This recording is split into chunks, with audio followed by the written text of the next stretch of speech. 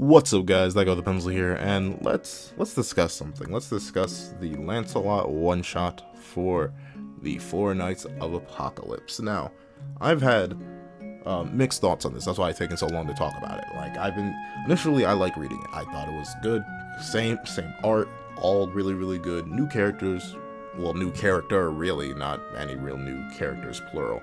Really good. I thought all the new stuff we learned about the time skip, all that was really interesting. Seeing Lancelot's different abilities, all that was really cool. But then I sat down and was just like, why do I still not really like it that much? I think it's very solid. Let me get that straight up, clear and direct. I think it's very solid. And I'll talk about the stuff I like first. I like all the new quote unquote new character designs. I like Jericho's my favorite look that's like actually gone up, like her with long hair. Didn't know I needed to see it, but it's great. It's a great development. Bond or Lancelot literally just looks like Kid Bond, and that's fine. That is fine, I guess, because to be fair, a lot of Nakamura's characters look the same, especially ones who are related. So it's perfectly fine that he looks like that. And I think I like Bond's new look. It's like he just cut off the back of his spikes, and Elaine honestly looks no different, but she's a fairy, so I didn't really expect her to age or change much over time. And that's really all we see. That's the sad thing. I feel like nope, we're still talking about the good. Good, I'm glad Lancelot has fairy abilities. That was the one thing I was worried about. It was just like, are we gonna get some excuse because of him being a half-breed? He's gonna have like lesser abilities or lesser versions of fairy techniques. Obviously, he hasn't developed flight yet, which is concerning, because I'm just like, well, shouldn't that be like one of the first things you teach a fairy half-born? But he doesn't have flight yet, but he does have heart reading. He has very strong heart reading, apparently, because he literally just does it on command, like without any real input from anything else. He just is able to hear the thoughts of all people in a general area, and I feel like that's going to be very useful and mentioned a lot in later instances, because there really never was that much of an emphasis on it. Like, fairies always could kind of just read your mind as they fought you, but they never really used it to a point, and I feel like that's going to be used a lot for Lancelot. Yo, I'm kind of spitting bar. No, that's really it. Like, that's all I like about the chapter. I like how it sets up, like, the new world, I guess, that we're gonna go somewhere. But let's talk about what I didn't like. The fact that Bond's a bad father, or, like, the fact that Bond's pulling, like, a Naruto from Boruto and he doesn't pay attention to or isn't proud of his son. I'm like, why are we doing this again? Why is this always the solution whenever our main characters from previous series have a kid? Like, why? Come on now, seriously, you're telling me Bond of all people would be an absentee father, or like not that good of a father? My boy literally had no father himself. I figured he'd be the best of fathers. Like, why is this what we're driving the story with? Also, the disappearing humans thing, because you see, Meliodas mentioned this with how Arthur, with no control of his powers, is gonna accidentally do some things. And something tells me this is Arthur's fault. I'm not gonna lie, because unless it's some new, strange, mysterious phenomena that's gonna be the new main villain for this series, then maybe not. Maybe it wasn't Arthur's fault. But from what I know so far, it's Arthur's fault, and that inherently leads to me recycling back and not liking how the series ended in, like, the slightest of ways in terms of all the chaos stuff. I like the last chapter of the series where we get jumped into the future a bit, but the rest of it is kind of whack.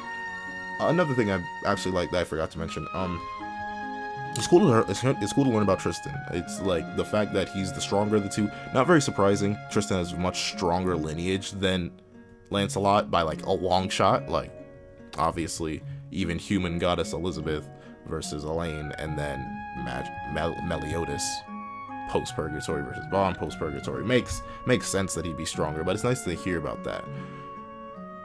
But yeah, that's the thing that really gets me. I don't like how Bond's a bad father. I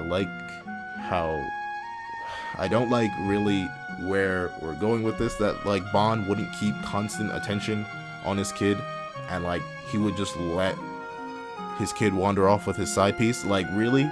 Because that's all Jericho is. Like, Jericho's honestly really real, because she's training Lancelot, and that's all really cool, but I feel like she kind of just let Lancelot wander into that portal out of spite for Bond. Like, come on now, really, why are we doing this? You have these strong, like, arguably, no, not even arguably, I'd say with Escanor gone, the strongest sin sitting not like 5 feet away from you, and you see that that portal is there, why don't you just ring up Bond real quick and be like, hey, yo, Dad, not gonna lie, it'd be great if you and me rolled through and took care of this together, you know, some real family bonding time, if Bond has to be a bad father, because I guess he has to be a bad father, because it's the fate of every single one of the main characters that has a kid in a future sequel series, because why not? But if that had to be the case, why not call Bond? I feel like the main issue with this, I feel like it's all super contrived. Very, very contrived. Like, A to B to C would not happen if there weren't major contrivances along the way. Like, being completely serious, think about it. If Bond was not an absentee father, or if Bond wasn't a bad dad, Lancelot wouldn't have all these self-insecurity issues, and the plot wouldn't even kickstart. We wouldn't have to worry about the Lancelot wandering off into a human disappearing portal and all that mess. And honestly, I know I'm intrigued to see when Four Nights of Apocalypse actually starts. Because are we seriously gonna have a series with the kids? Like, not that the kids are bad or anything. Obviously, we have Part 1 Naruto, and that wasn't bad at all. But it just seems weird to go from like these full-grown adults to these kids, and how they're going to be the ones that are taking on this new massive threat that apparently not even Bond, Meliodas, any of these sins understand. And if I had to talk about another thing I didn't like, where is everyone? Like, especially King. He's the king of the Fairy King's Forest. I know they're calling Bond King Bond, but you know, King is literally the Fairy King. Where's my boy at? Where's Diane at? Why did we not get a single visual of Meliodas, Elizabeth, Gother? Like, I don't even think Gother was mentioned. I don't even think King was mentioned. Like, the closest reference we got to King was like Lancelot's blanket. But other than that, like, there was nothing of note of any of the characters. And I understand, like, oh, it's a Lancelot one-shot. There didn't have to be any mention of other characters. But I don't know. I feel like this is supposed to be our bridging gap, our like update to where everyone's been. And obviously, since we aren't leaping that far into the future, everyone's still alive. So King, like, especially King, Diane, and Meliodas, like, they're not dying anytime soon unless they're actively killed by what this series has told us. If Bond's only like 10 years older and he's not immortal anymore, so he's just aging naturally now, that means every single character from the previous series that wasn't super old, like, maybe the only character I could possibly see dead is like the grandfather, King Bartra, and like Kane.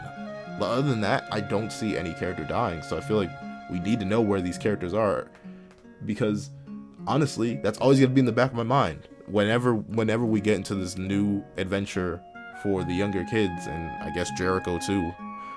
I'm gonna be wondering, yo, where's Meliodas? Yo, where is Bond? Where is all these characters that, who knows, could fix the problem on their own? It's a messy setup. That's my issue with it. It's very, very messy, very, very contrived, and I'm willing to see where it goes, because if there's one thing I have in Nakaba, it's faith. I always, from the many questionable things in early Taizai to the many questionable things in mid Taizai to the many questionable things at the end of Taizai, especially the very questionable ending of Taizai, I always have faith in Nakaba. I believe he can make something amazing out of anything. So I still will not decry the series. I still say go read the one shot. I still say get hyped for Four Nights of the Apocalypse, because it's probably still going to be good. It's just that this setup is what I'm very, very mixed on. I'm not exactly sure how to feel about it, and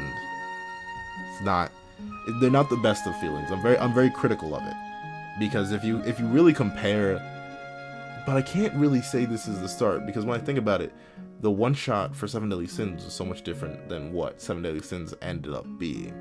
So maybe things will change. This is the one shot for a sequel series. I don't know. I'm willing to see where this is gonna go. I think we can do some things with it. Overall, I give the one shot like 7 out of 10. It's still nice seeing all our older characters. It's nice seeing Lancelot. It's nice learning about his abilities, and it's nice hearing a little bit, despite how little it was, a little bit about how the world has changed over the past decade or so since the series ended. Other than that, I really don't have much else to say. I can't wait for the actual main series to start, but that's really it. thank you guys so much for watching. Please like, share, comment, subscribe if you enjoyed, and I hope you all have a wonderful day. This is That Guy with the Pencil, writing off.